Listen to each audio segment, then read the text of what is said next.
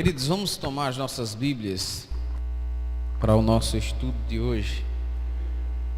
E eu queria convidá-los a abrirem mais uma vez no livro de São 9h16 minutos. Ok, desculpe, tá?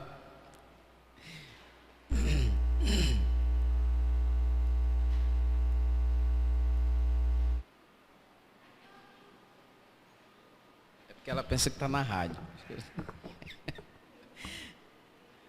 Vamos abrir as nossas Bíblias em Eclesiastes capítulo 4.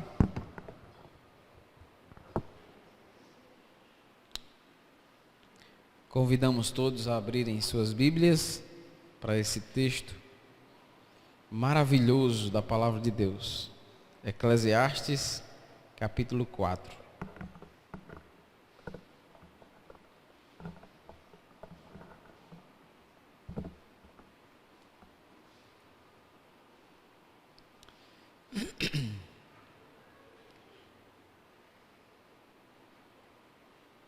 Todos acharam?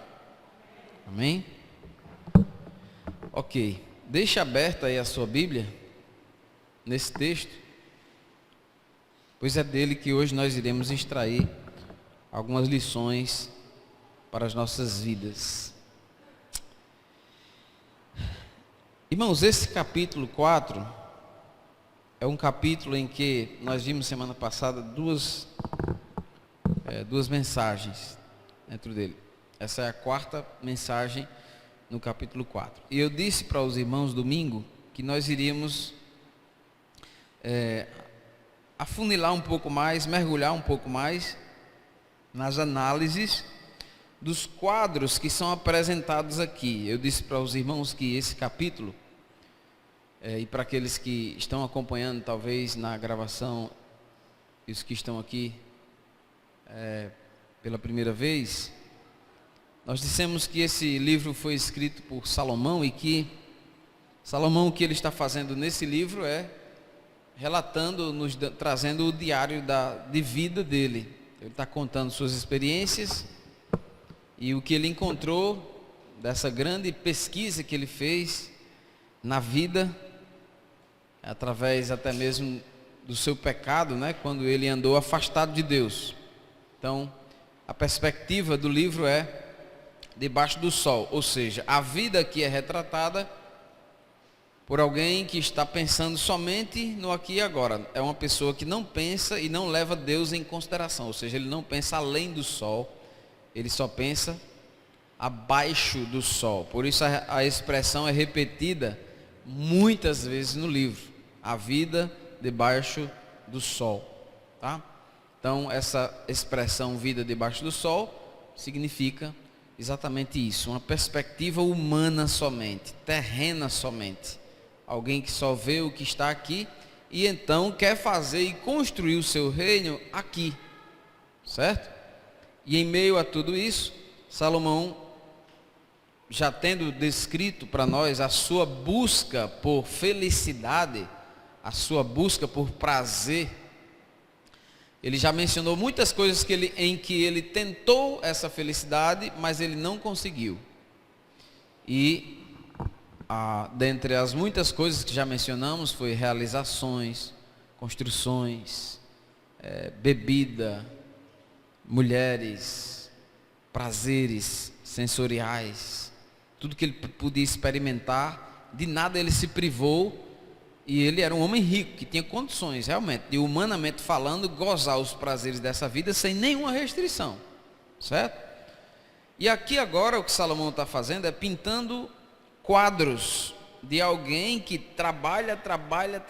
Então ele buscou também satisfação no trabalho para adquirir uma vida que nós chamamos de vida boa, ok? Todos nós aqui desejamos uma vida boa, no sentido da expressão mesmo, né? Rapaz, fulano de tal, ó, aí sim é vida boa. O que quer dizer fulano de tal é vida boa? Você quer dizer que aquela pessoa ali, ela tem alguma coisa na vida para usufruir, algum luxo, tem dinheiro para viajar, tem dinheiro para ir no restaurante que ele quiser hoje, tem dinheiro para andar num carro, né? Então, para algumas pessoas, olhar para certas pessoas, e aí vai de nível para nível, né? Porque aquele que só tem as pernas para andar, que é uma bicicleta. Quem tem uma bicicleta já olha, rapaz, a vida é boa, tem uma moto. Aí quem tem uma moto, rapaz, a vida é boa, tem um carro. Aí quem tem um carro, aí a vida é boa, tem um avião. E não tem fim esse negócio.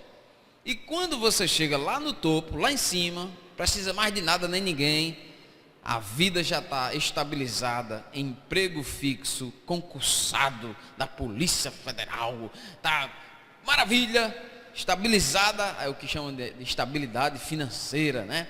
A sua própria autonomia, alcançou sua autonomia, está lá em cima, está no topo, tem tudo. Acabou essa busca? Não. O miserável quer mais, e mais, e mais.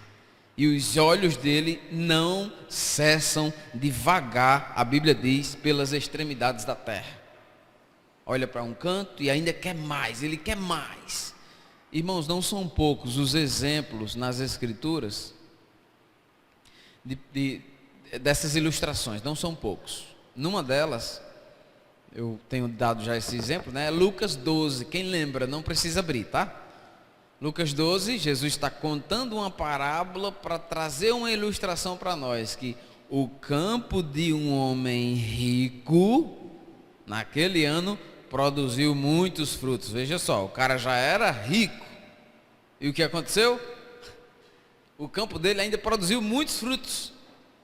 Mas depois de tudo, veja, nada do que ele tinha e ainda mais do que foi adicionado para ele naquela plantação, naquela colheita, não era para servir a Deus, não era pensando na pobreza dos outros, não era pensando em ajudar o próximo. Ele diz, o que é que a palavra lá predominante, a pessoa predominante é a primeira pessoa, eu, meu, minha. Ele para e diz, uau, o que é que eu vou fazer com isso? Eu vou fazer o seguinte, eu vou destruir os meus celeiros, eu vou construir maiores ainda os meus celeiros, e eu vou dizer para minha, tudo é meu, eu, meu, minha, meu. Para minha alma, você, ele está agora falando consigo mesmo também. Alma, você tem muitos bens, para muitos anos. Coma, alma. Beba, alma. Ele não está dizendo coma para o pobre, para o miserável que precisa das riquezas que ele tem e nem usa. Ele está dizendo come, bebe, regala-te. Aí Deus chega e estraga a festa dele, porque a pergunta de Deus é, louco, esta noite te pedirão a tua alma. E o que tens preparado? Para quem? Finalmente aparece alguém, outra pessoa nessa história. Deus perguntando para ele, para quem é isso aí que você está preparando? Acabou. Salomão, voltando para a nossa jornada com ele, ele chega no topo da vida e lá em cima, ele vai mostrar para nós a realidade do que é chegar no topo, do que é chegar na vida boa, entre aspas. O que para o mundo é considerado vida boa, na verdade, quando Salomão chegou lá, quebrou a cara. O que é que ele viu, a realidade é outra. Quando ele pensou nas implicações de tudo isso diante de Deus, as implicações foram completamente diferentes. E o que ele está fazendo aqui, irmãos, é mostrando-nos agora nesse capítulo 4, um quadro da solidão que há no mundo, apesar de termos tudo talvez ao nosso redor. E aí ele quer que ele faz? Ele pinta para nós aqui algumas cenas de um mundo solitário. Essa cena são muito interessantes. Eu já apresentei algumas para os irmãos, nós vamos retornar essas cenas aqui e nós vamos lendo aos poucos, tá bom? Os textos, esse texto base, já lemos 2 vezes nas outras mensagens, então nós vamos lendo aos poucos aqui, tá certo? Então, por falar em solidão, irmãos, em mundo solitário, apesar de nós termos toda a tecnologia que nos conecta hoje literalmente com o mundo inteiro, nós somos uma das gerações mais solitárias que existiu na humanidade. Que ironia, né, irmãos? Que ironia. Apesar de termos todos os meios tecnológicos para nos conectarmos. Mesmo assim, somos uma das gerações mais solitárias, mais alienadas que já existiu no planeta Terra. Mas será que existe uma saída para isso? Você de vez em quando se sente assim? De vez em quando você está cansado de tanto trabalhar, está cansado de tanto estudar, está cansado da mesmice da vida. Talvez está faltando água aí na sua existência.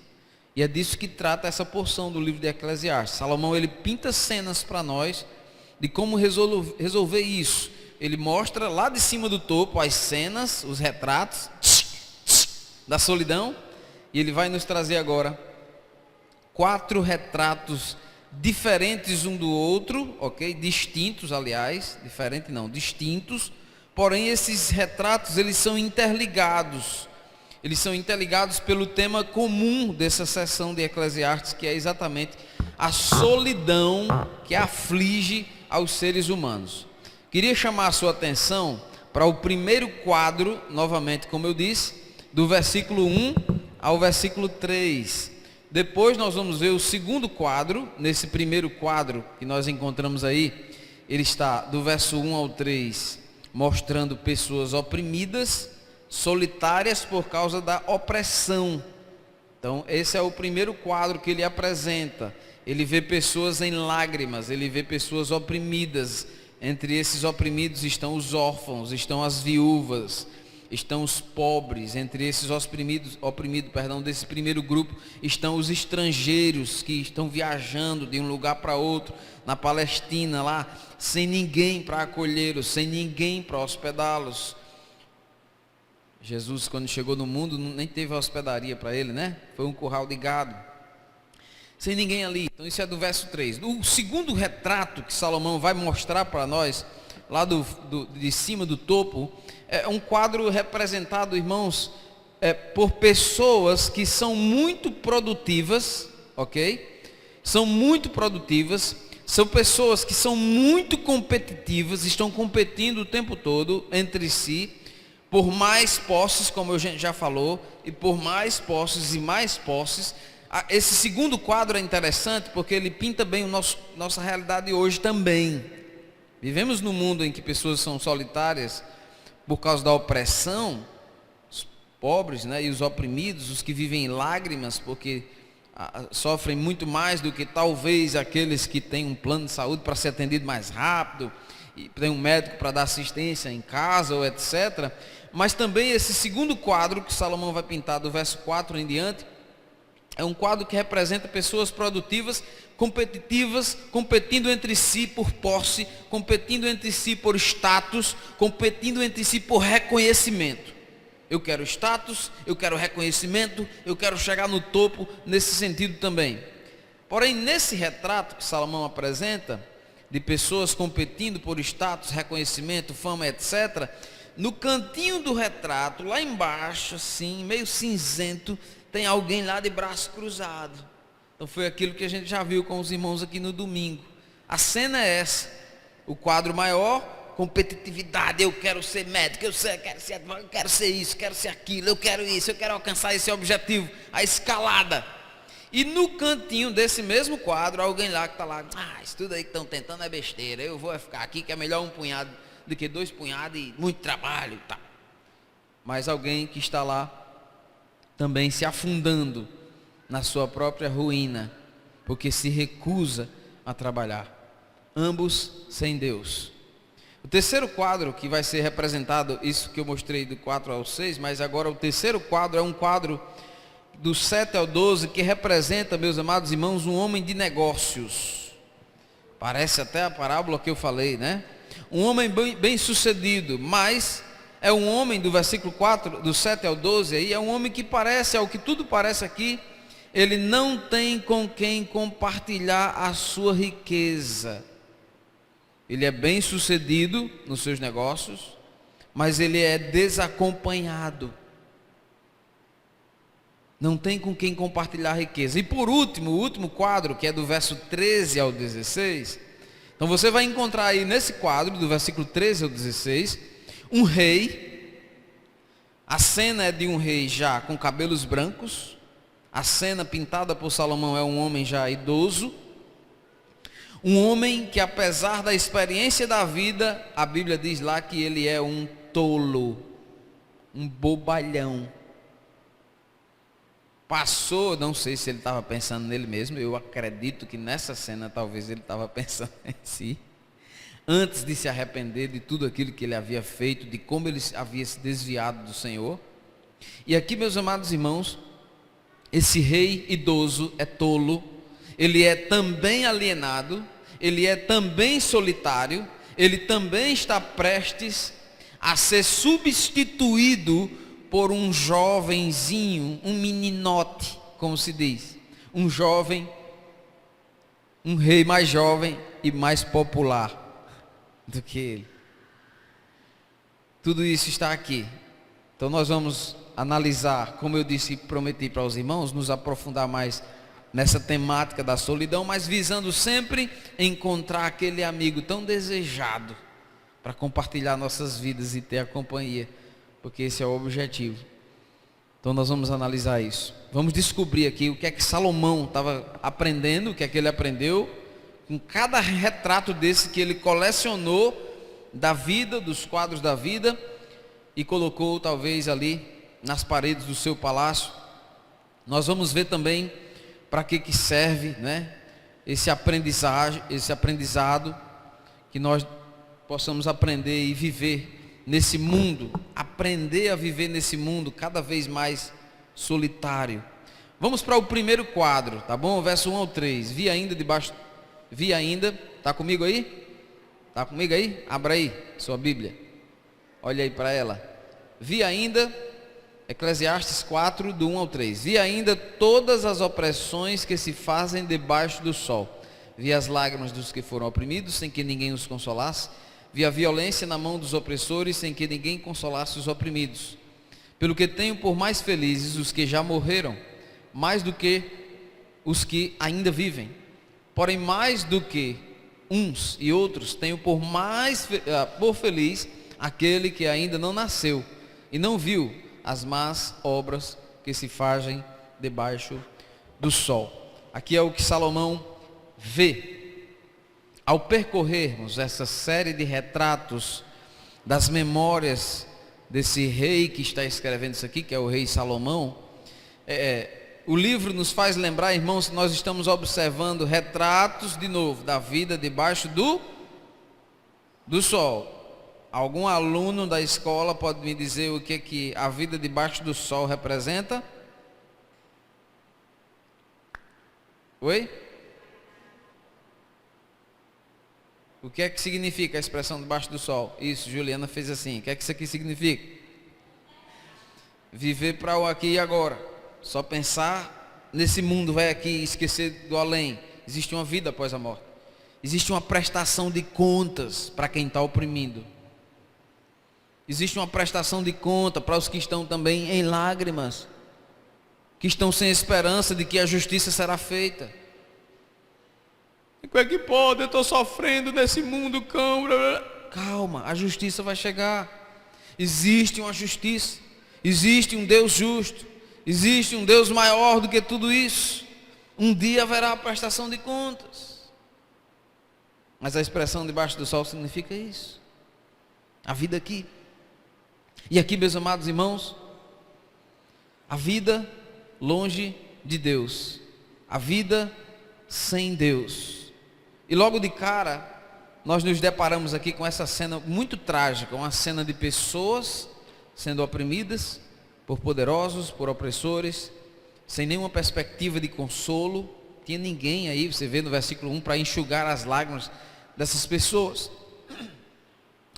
Salomão está pintando aqui um quadro que era muito comum nos seus dias. Pessoas, indivíduos que eram pobres, pessoas que eram oprimidas, pessoas que eram, meus amados irmãos, que viviam ali facilmente sendo explorados, os órfãos, as viúvas, os pobres, os estrangeiros.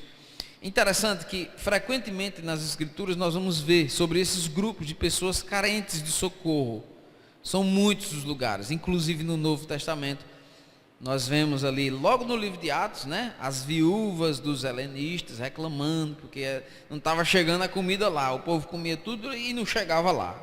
Aí tiveram que eleger, era pouca gente trabalhando, os diáconos, exatamente para socorrer essas viúvas. Nas cartas de Paulo ele fala sobre o tratamento para com os órfãos, para com as viúvas. Inclusive tem um versículo que diz que a verdadeira religião é essa: visitar os órfãos e as viúvas nas suas tribulações.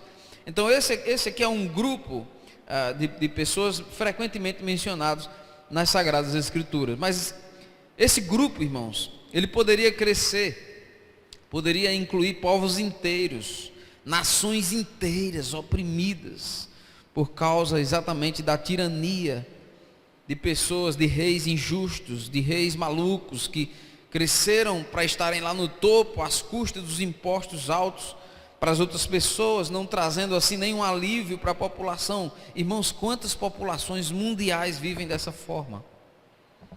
Quantos povos, quantos grupos de pessoas que vivem oprimidas? E diante desse cenário terrível, Salomão chega a uma conclusão chocante, ao ponto de, no versículo 2, olha só o que é que ele considera: pelo que eu tenho por mais felizes os que já morreram e os que ainda, mais do que os que ainda vivem. Ele está dizendo, quem morreu é mais feliz do que quem ainda vive, porque não está vendo isso. Mas Salomão aqui está esquecendo uma coisa: depois do pecado, todo mundo na terra experimenta um dia ou outro na vida a solidão, porque o pecado fez isso com a humanidade. Mas por um instante aqui ele considera a vida dos mortos, ou a condição dos mortos, melhor do que a condição dos vivos, se ele dá o motivo. E ainda, mais ainda, né, ele diz, mais feliz do que os que morreram e os que vivem, mais feliz ainda quem ainda não nasceu. Veja que ponto de desespero pode chegar uma pessoa que não está olhando a vida na perspectiva correta, de uma perspectiva de um plano maior, de um plano, irmãos, que está sendo controlado pelo nosso maravilhoso Deus. Então, como é que nós podemos extrair sentido disso tudo? Salomão talvez fez essa pergunta: como é que nós podemos tirar sentido disso? E de novo, a Eclesiastes está aqui nos conduzindo pelo corredor escuro, exatamente, da vida debaixo do sol, da vida longe de Deus, da vida sem a perspectiva de que existe um ser divino a quem nós iremos um dia nos apresentar. Se nós, irmãos, considerarmos a perspectiva divina, se nós considerarmos o juízo de Deus contra a impiedade, de fato as expectativas para essa vida, elas vão se tornar menos sombrias. Agora, quem não considera que existe um Deus que é juiz, que um dia irá julgar, essas pessoas vivendo aqui nessa terra perdem logo a sua esperança. Perdem logo a sua esperança. Mas que nós possamos, irmãos, viver lembrando daqueles que estão sendo oprimidos. Lembrando, irmãos, daqueles que sofrem. Lembrando, amados irmãos, daqueles que estão sofrendo as opressões, e isso não é só em uma ala da sociedade. Além dos pobres, além das viúvas, além dos órfãos, além dos marginalizados, além dos oprimidos, nós temos ainda as crianças que estão oprimidas hoje nas escolas, as ideologias, sem falar também, meus amados irmãos, das crianças que ainda não nasceram. Existe uma chacina, uma matança hoje, com a aprovação da lei maldita, a lei do aborto, aprovada em vários lugares do mundo. É inconcebível que um crente seja a favor do aborto. É inconcebível que um crente seja a favor das ideologias maléficas, diabólicas que estão sendo implementadas nas academias e nas escolas de base para as nossas crianças. E sem falar, meus amados irmãos, da opressão da dor ainda maior do nosso povo, não somente aqui no Brasil, mas em vários lugares do mundo, um povo subjugado pela opressão de uma doença chamada pecado. Essas pessoas, meus irmãos, estão em rebelião contra Deus, e elas precisam ouvir sobre o Evangelho do nosso Senhor Jesus Cristo. Essa doença chamada pecado, ela é responsável por todas as opressões que existem.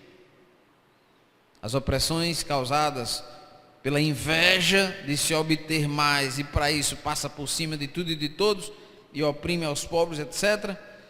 Como a inveja através de obter um poder, para com esse poder também subjugar pessoas com suas ideias, como é o caso hoje em nosso mundo, em muitos lugares do nosso mundo. E diante disso tudo, irmãos, que temos falado até aqui, fica muito claro para nós, como falamos em outras palavras nas outras duas mensagens, que, irmãos, somente uma pessoa, só existe no mundo uma pessoa que pode resolver, que pode solucionar o problema da solidão. Só existe uma pessoa que pode solucionar o problema da falta de consolo. Só existe uma pessoa que pode resolver o problema do sofrimento humano. Essa pessoa passou por tudo isso. Se chama Jesus Cristo. Amém? E Ele é o nosso Consolador.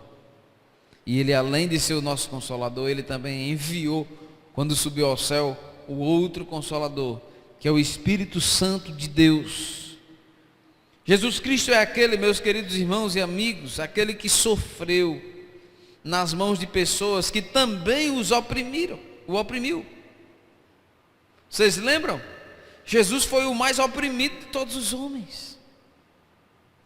Jesus, meus amados irmãos, foi oprimido pelos poderosos da sua época. Jesus foi oprimido pelos próprios sacerdotes, sumos sacerdotes, entre aspas, colegas de profissão. Jesus é o sumo sacerdote, é o sumo sacerdote. Jesus foi oprimido por governadores, reis, Herodes, Pilatos. Jesus foi oprimido, meus amados irmãos. Jesus foi julgado injustamente. Jesus foi morto naquela cruz, chamada de cruz do Calvário. Essa palavra Calvário se refere ao monte Calvário, que tinha um formato de uma caveira, né? Era muito parecido com uma caveira, uma cabeça de uma caveira, de um osso, de um esqueleto, aliás, né? E aí por isso que a palavra Calvário é caveira. Jesus foi morto naquela cruz ali, a cruz do Calvário.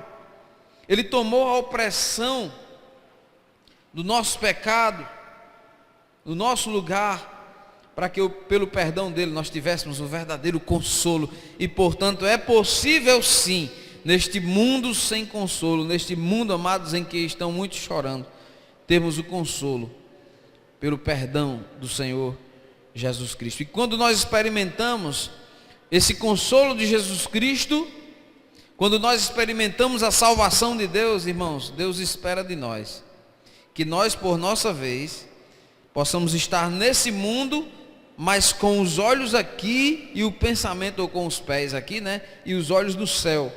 Com os pés aqui, mas os pensamentos no céu, fazendo a diferença aqui, nos tornando, por nossa vez, também, assim como Cristo Jesus, consoladores daqueles que estão sofrendo todos os tipos de opressão que mencionamos aqui, também os que não mencionamos.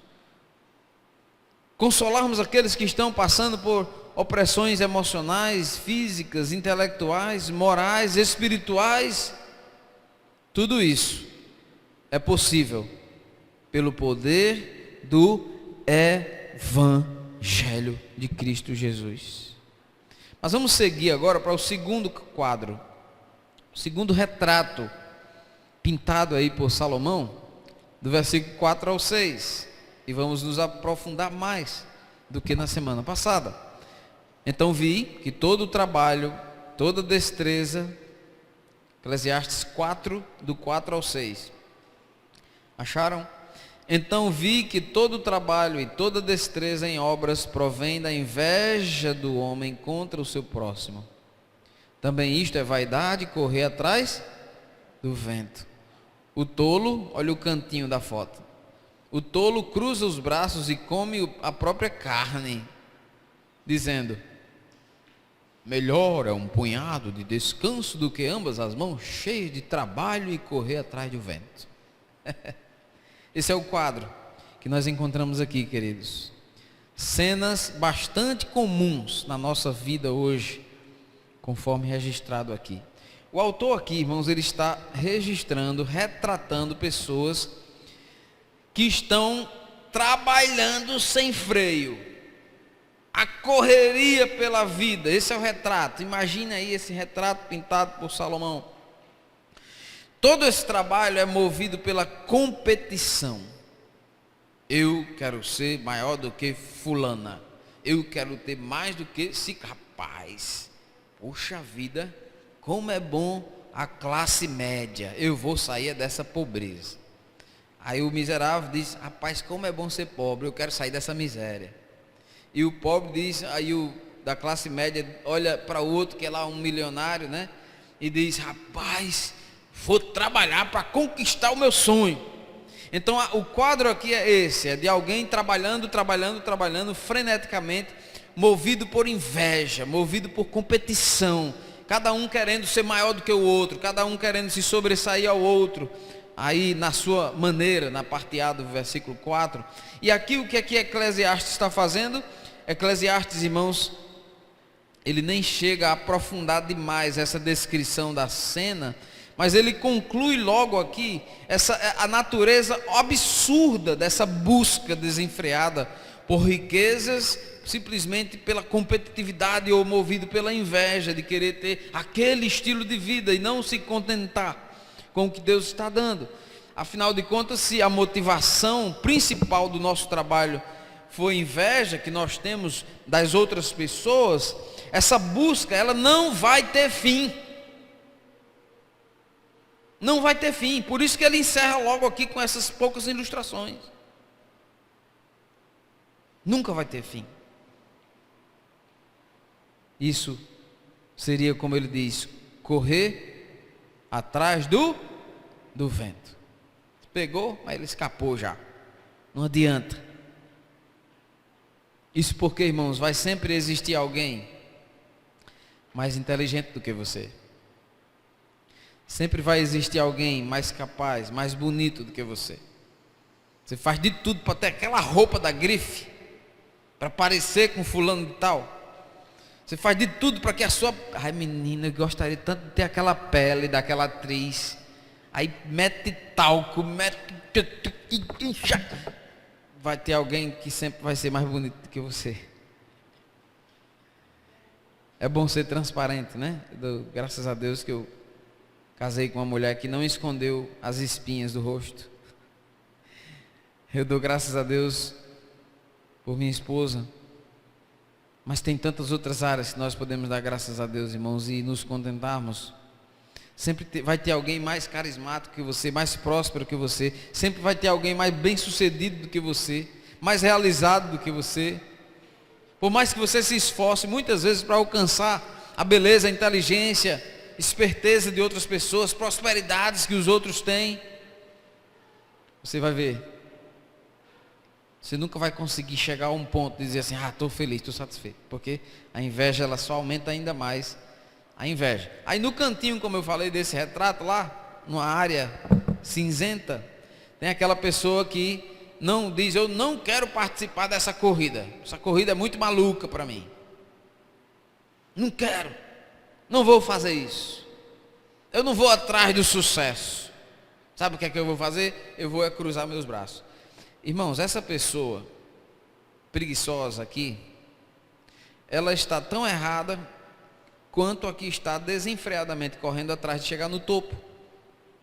Por quê? Pela mesma razão.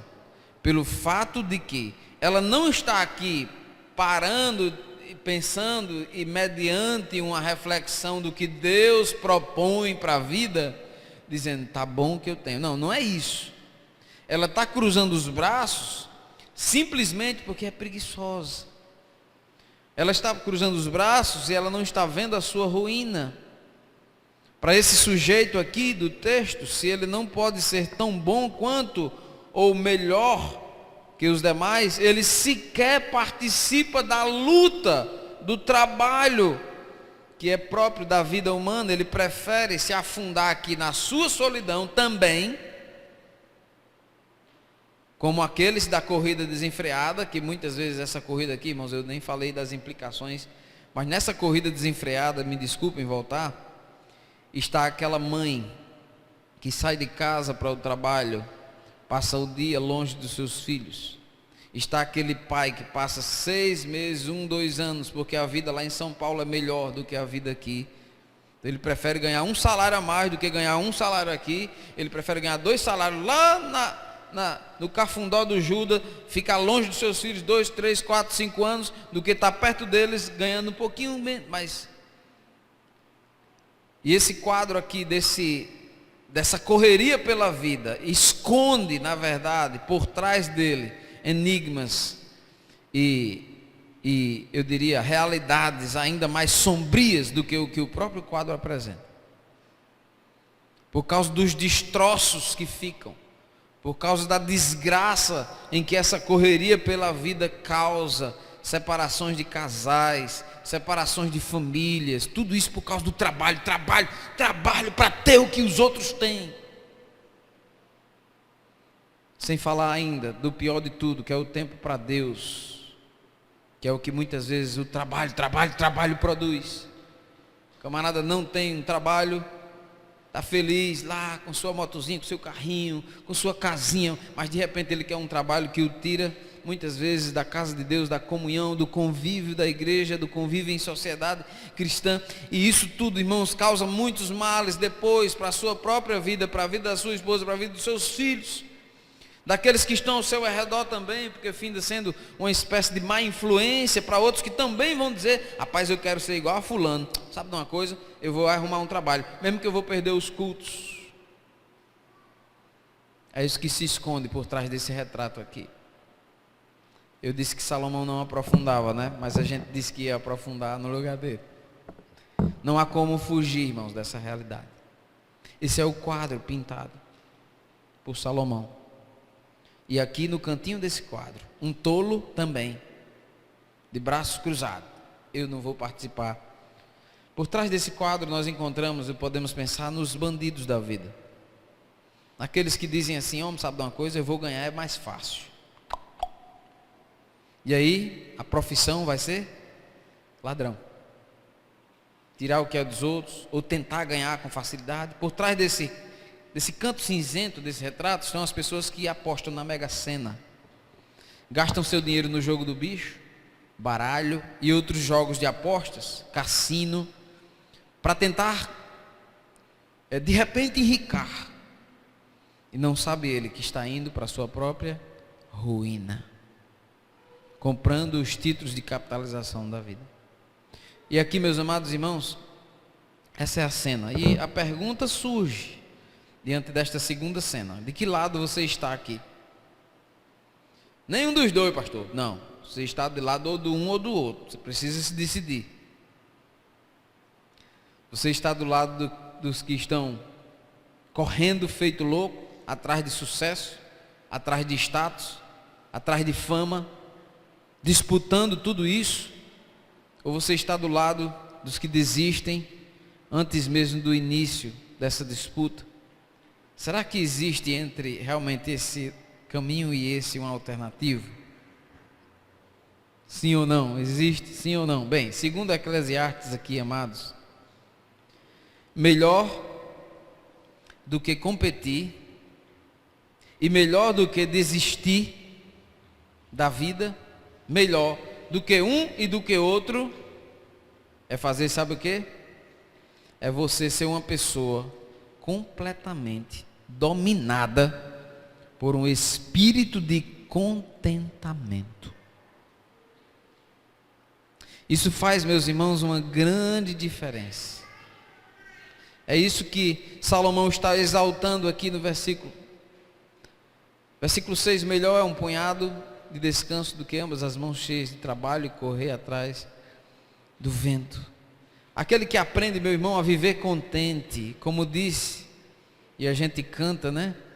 Porque eu aprendi a viver contente em toda situação, a não me abalar, não entristecer, em tudo ao meu Senhor louvar, e no meu viver o que acontecer será para o meu bem. A palavra diz e ninguém poderá negar. A palavra diz e ninguém poderá negar. Onde é que a palavra diz isso? Romanos 8, 28. Todas as coisas. Todas, pastor? Bem, é o que está lá. Não sei se está na sua Bíblia. Na minha está assim. Romanos 8, 28 diz: sabemos que todas as coisas cooperam para quê? Para o bem daqueles que? Opa! Aí é a diferença. Daqueles que amam a Deus. Se você não ama a Deus, estando no topo ou estando na desgraça, na miséria, você vai estar insatisfeito. Ou se você diz que ama a Deus, talvez até um crente professo, esteja você no topo ou esteja na miséria, vai sempre encontrar um caminho alternativo aí para dar um jeito de driblar esses princípios e mesmo assim querer dar um pulo mais para frente. A palavra de Deus, irmãos, é maravilhosa, não é? É melhor, irmãos, viver contente com os dons que Deus tem lhe dado, com os talentos que Deus tem lhe dado. É melhor, irmãos, vivermos contente com as habilidades que Deus tem lhe dado, com as oportunidades que Deus tem lhe dado, com os recursos que Deus tem lhe dado. É muito melhor, você vai ser muito mais realizado e feliz. Sejam eles poucos ou muitos, não importa. Daquilo que você tentar extrair o máximo dessa vida, a fim de glorificar a Deus, vale a pena.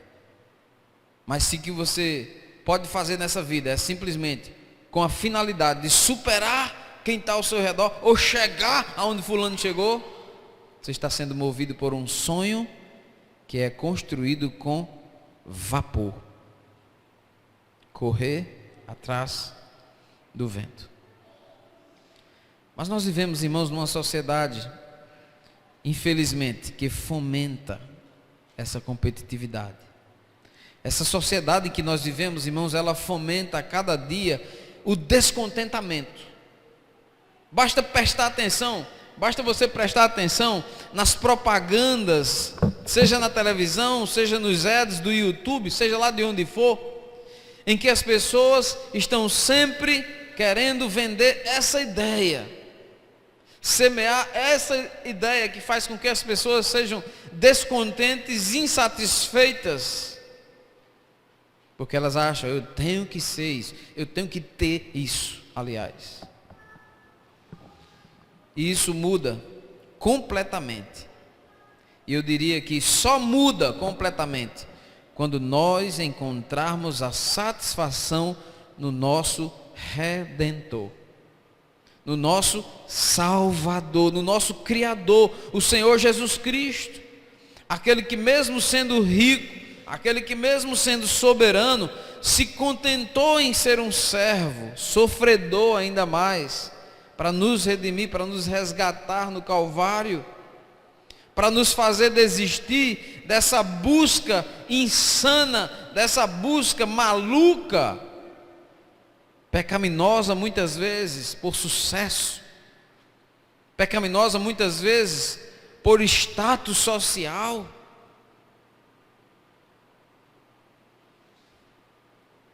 É somente, irmãos, contentando-se na cruz do Calvário.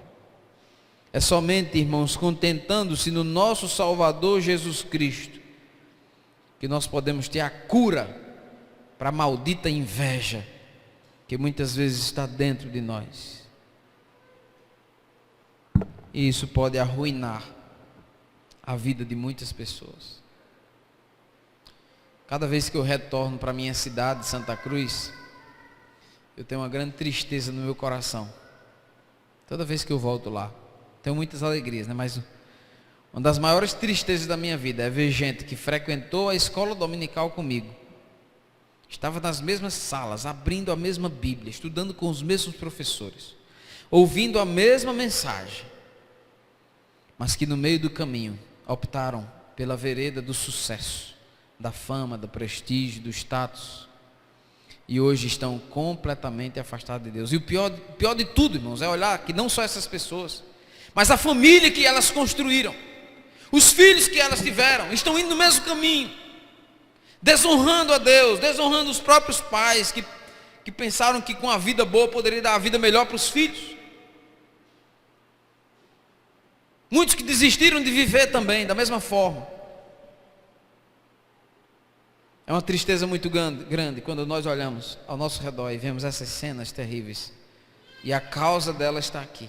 O remédio para a cura também está aqui. Olhar para o seu Salvador, para o seu Redentor, para o seu Senhor.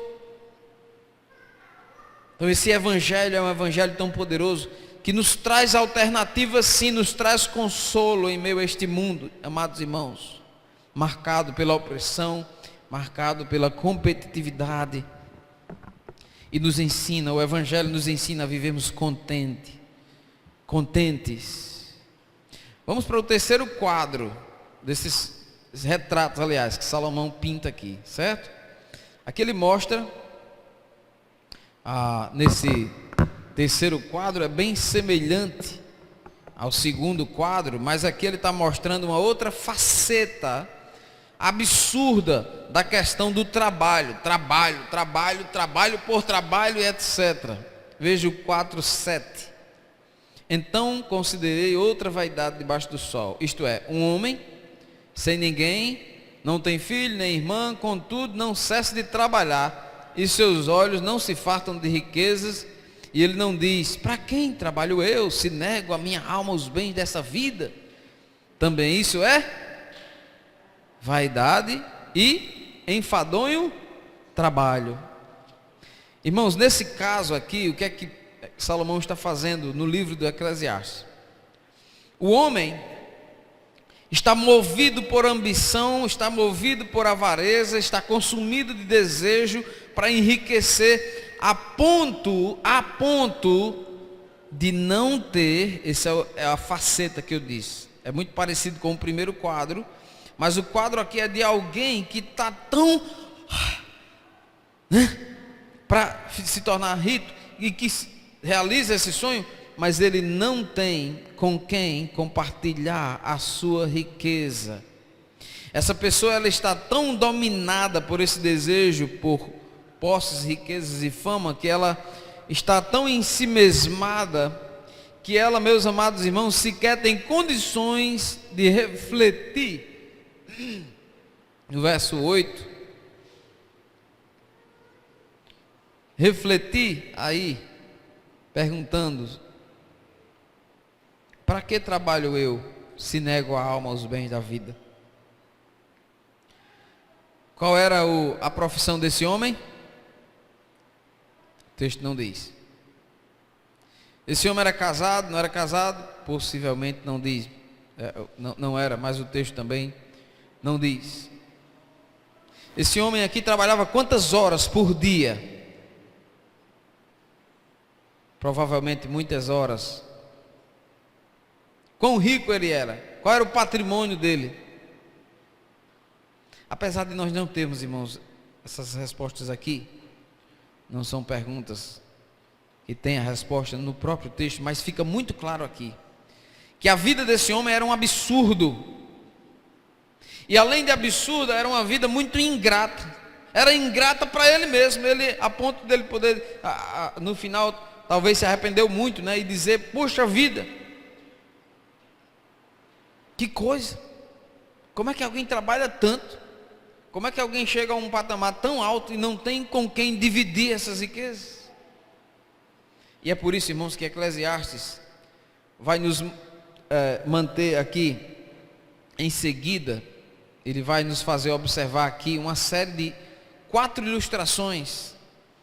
Todas essas ilustrações, conforme eu disse que nós íamos aprofundar hoje, todas essas ilustrações, elas são comum no nosso mundo hoje, especialmente ao mundo do comércio, nos campos, nas estradas, também no mundo antigo era assim.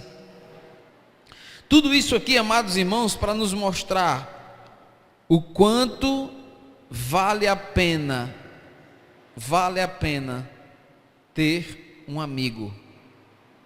O quanto vale a pena ter comunhão. Todas essas ilustrações, ela tem esse objetivo, de nos fazer ver o valor da comunhão. Por isso que a igreja primitiva investiu pesado em comunhão.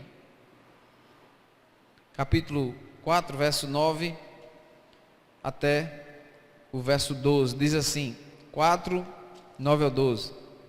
Melhor é serem 2 do que 1, porque tem melhor paga do seu trabalho. Porque se caírem, um levanta o companheiro. Ai, porém, do que estiver só, pois caindo não haverá quem o levante. Também se 2 dormirem juntos, eles se aquentarão, mas um só, como se aquentará? Se alguém quiser prevalecer contra um, os 2 lhe resistirão. Cordão de 3 dobras não se rebenta com facilidade. Não se rebenta com facilidade. Primeiro nós encontramos aqui a significância e o valor dessa comunhão, o valor de se ter amigos, é a questão da recompensa, ok? Tem melhor paga do seu trabalho, final do versículo 9. Então a recompensa é maior. Como é sabido, irmãos, 2 cabeças, elas pensam melhor do que uma, até tem um ditado que diz isso, né? Logo, 2 pares de mãos são mais produtivas quando estão juntos do que apenas 2 mãos. A paga é melhor. O segundo, nós encontramos aqui, a segunda ilustração, nos mostra, amados irmãos, que o auxílio de um amigo é maravilhoso em tempos de necessidade. Versículo 10. Se caírem um, levanta o seu companheiro. Está aí. Não tem preço ter uma boa amizade. Não tem preço, amados irmãos, escolhermos pessoas para estarmos juntos. Se cair, o outro pode socorrer. Terceira ilustração, é a ilustração que nos mostra o valor da amizade, para também termos socorro. Se temos um parceiro, temos socorro em tempos de adversidades. O exército, quando luta, né? Dificilmente um soldado deixa outro para trás. Sempre volta, retorna para pegar o seu companheiro. E aqui nós temos, irmãos, essa outra grande vantagem de termos boas amizades. E a quarta ilustração, além desse socorro contra proteção também, né, contra inimigos talvez, nós encontramos na quarta ilustração mostrando a proteção de um companheiro é imprescindível no momento de hostilidade. Muitas vezes, quando somos hostilizados, um amigo por perto ajuda-nos muito. E tem um ditado que diz, né? A união faz a força. Mas se você está sozinho, é muito difícil ter força, né? Por isso que ele diz, o cordão de 3 dobras demora mais a se arrebentar. Então, se essa lição, irmãos, vale primeiramente para o âmbito do nosso trabalho, será que também isso não vale para o lar? Será que também isso não vale para a igreja? O que é que adianta uma pessoa ser rica, ser bem-sucedida, se ela não tem com quem compartilhar o seu fruto, o fruto do seu trabalho? Não há motivos, amados, para nós ficarmos adiando os planos para construir uma família. Hoje em dia virou moda, né?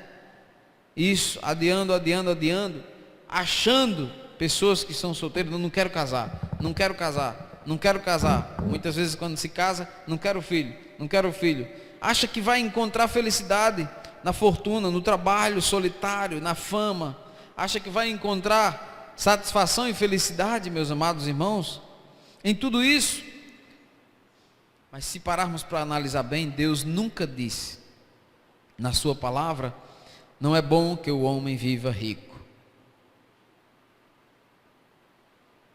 Deus nunca disse na sua palavra: não é bom que o homem viva pobre. Deus nunca disse na sua palavra que o homem deve ser famoso. Deus nunca disse na sua palavra que alguém deve ser anônimo. Mas Ele disse: não é bom que o homem esteja só. Por que Deus diz isso? Porque Ele nos fez para vivermos em comunidade, vivermos em acompanhamento, sermos companhia e termos companhia. Então isso tudo, irmãos, que temos falado até agora, contraria a sabedoria do mundo, a sabedoria dos homens, que diz que a solidão, a independência é algo que vai trazer para você felicidade. Seja independente.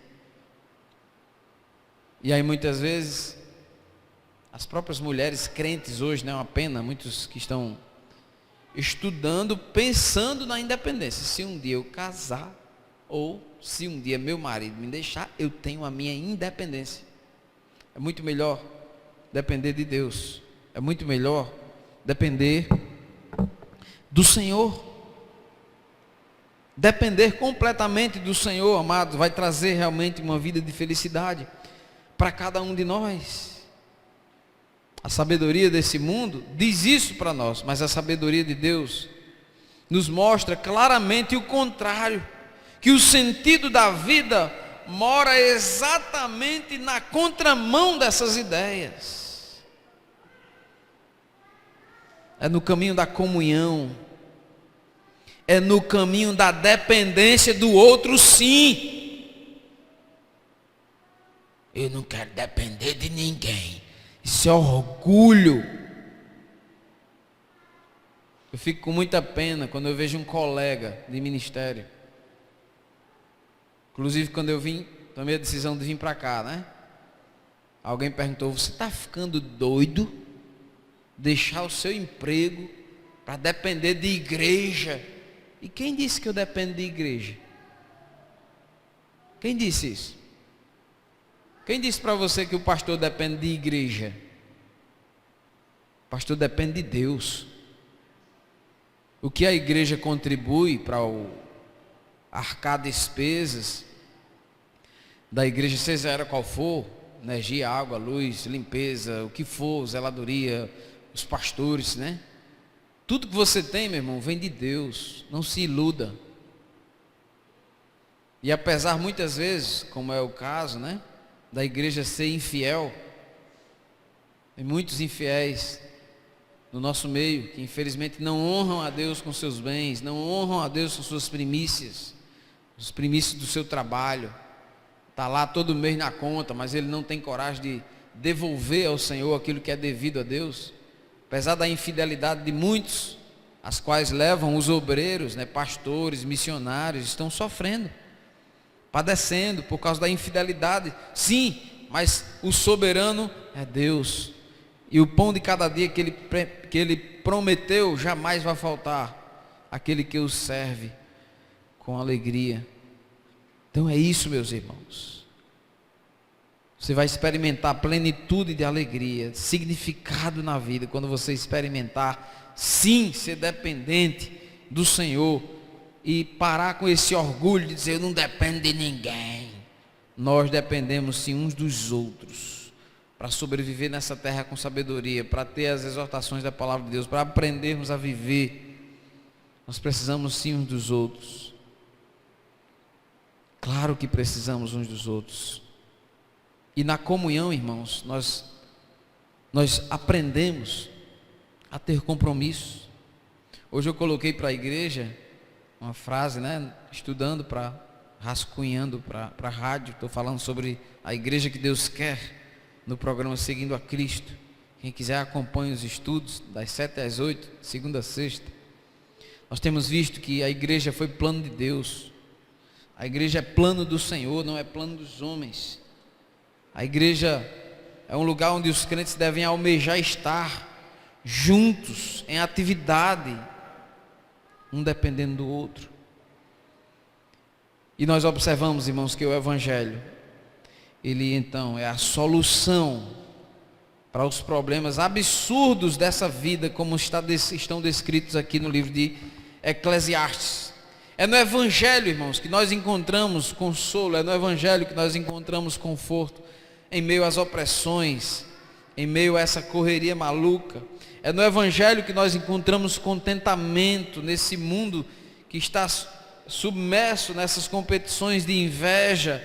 É no Evangelho, irmãos, que nós encontramos a comunhão, meus amados, que nos lembra a vivermos em comum união. Viver em comunidade é viver comumente. Isso nos livra daquela vida avarenta, daquela vida individualista, daquela vida solitária, onde nós só trabalhamos pensando em nós, e em como podemos crescer, e em como podemos sobressair. O Evangelho nos liberta dessa maldição. Na cruz do Calvário, Jesus Cristo derramou a sua vida justamente para restaurar essa comunhão quebrada entre nós e o Criador. E nós podemos sim, meus amados irmãos, e somos inclusive chamados por Deus a vivermos, como diz o apóstolo Paulo, não mais eu vivo, mas Cristo vive em mim. Cristo vive em mim. Não mais eu, Cristo vive em mim. Se Cristo morreu no lugar de outros, nós também devemos estar sempre no lugar de outros. Para finalizar com o quarto quadro, queria levar os irmãos para os versos 13 ao 16. Melhor é o jovem pobre sábio do que o rei velho e insensato que já não se deixa admoestar, ainda que aquele saia do cárcere para reinar ou nasça pobre no reino deste. Vi todos os viventes que andam debaixo do sol com o jovem sucessor, que ficará em lugar do rei. Era sem conta todo o povo que ele dominava. Também pouco os que virão depois se hão de regozijar nele. Na verdade, também isto é vaidade e correr atrás do vento. Aqui, irmãos, esse quarto retrato, nós observamos Salomão lá do topo, ele que chegou a ser o mais famoso, o mais rico, o mais admirado rei de Israel. Ele de lá de cima tira a foto para nós, ele mostra o retrato para nós. Aqui nós observamos mais um homem na terra, só que este agora está no topo, certo? A ideia que se tem nos quadros anteriores é de que, por exemplo, tem um grupo que está sofrendo, mas outro não. Tem um grupo que está oprimido, mas outro não. Essa é a ideia, né? Ah, rapaz, olha só, os que estão oprimidos ali, ó. Mas quem está oprimindo, talvez não tenha essa vida tão ruim assim, né? Mas aqui agora Salomão está pintando o retrato de um rei. Alguém que chegou lá no topo. Alguém que surgiu, mas era tolo. Que não, em primeiro lugar, verso 13, irmãos, veja só comigo novamente aí, verso 13. Melhor é o jovem pobre sábio do que o rei velho e insensato. Em outras palavras, insensato significa tolo, bobo. Aqui está um homem, meus amados irmãos, tolo, que não aceitava a repreensão, está aí no versículo. Não aceitava a demonstração. Quando eu leio esses versículos, eu lembro muito, né, que muitas vezes existem idosos que não gostam de serem exortados, mas aqui temos que ter cuidado, porque até mesmo quando somos idosos, nós precisamos muitas vezes de alguém que nos chegue e nos mostre um caminho e uma opção melhor. E aqui esse rei, ele está andando dessa forma, sem humildade, sem sabedoria. Por outro lado, nós encontramos nesse versículo um jovem esse jovem é de origem humilde. Esse jovem que está aí, ele sucede o rei com o apoio popular em massa. Diz aí que é sem conta, está vendo aí verso 16? Era sem conta todo o povo que ele dominava. Apesar de anônimos, os personagens dessa história aqui, irmãos, eles são semelhantes a outros personagens de trajetórias parecidas nas Escrituras. Por exemplo, nós podemos lembrar qual foi o jovem no Velho Testamento que saiu do cárcere e foi governador? José. Olha só como nos faz lembrar, né? José, aquele escravo hebreu vendido por uma merreca, mas ele cresceu, resgatou o seu povo, etc. O mesmo aconteceu com Davi. Samuel foi lá para ungir um rei na família de Jessé. Esse daqui é Eliabe, vem o próximo, vem o próximo, não. Tem mais ninguém? Rapaz, tem um, mas um coitadinho que está lá no campo, pastorando ovelha. Manda chamar ele. Era ele. Davi se tornou o quê? De pastor de ovelha? Se tornou o rei de Israel. O rei de Israel. Muitas vezes, irmãos, isso acontece. Irmãos, esse rei governante aqui, certamente havia desprezado o conselho do Senhor. Não foi satisfeito. Logo ficou isolado. Logo foi rejeitado. Logo as pessoas estavam apoiando ele, já estavam apoiando outro rei. Qual seria o nosso consolo então nesse retrato aqui absurdo da vida? Solidão mesmo sendo rei, debaixo do sol. Bem, irmãos, aqui é o seguinte, ó, a gente está quase concluindo, tá? Diferente dos retratos anteriores, dessa vez aqui o que Salomão faz é diferente. Eclesiastes aqui, ele não parece ter uma solução à altura do desafio. Mesmo reconhecendo que é melhor que o jovem aspirante de origem humilde substitua um rei idoso e tolo, ele afirma aqui que logo o tempo desse jovem de ser substituído, de ser deposto, vai chegar também. E de fato, parece que Eclesiastes chegou ao fim de suas respostas, mas o Evangelho tem resposta.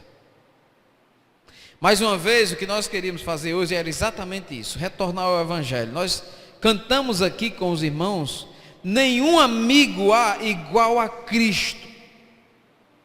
E a resposta ao que talvez não tenha resposta, para alguém que está vendo a vida simplesmente com a visão debaixo do sol, a resposta é o Evangelho, porque depois de observar de perto essa arruma de retrato que Salomão botou aqui para nós enxergarmos lá no corredor do seu palácio, meus amados irmãos, é como se por cima de todos eles pairasse um retrato, sabe de quem? Em cima de todos esses quadros, lá na parede de Salomão, em cima está um quadro de Jesus na cruz. Esse quadro, meus amados irmãos, nos faz lembrar que em Cristo nós encontramos o consolo, o conforto em meio às opressões desse mundo. É em Cristo que nós encontramos contentamento em tempos de competição. É em Cristo que nós encontramos comunhão em tempos de isolamento.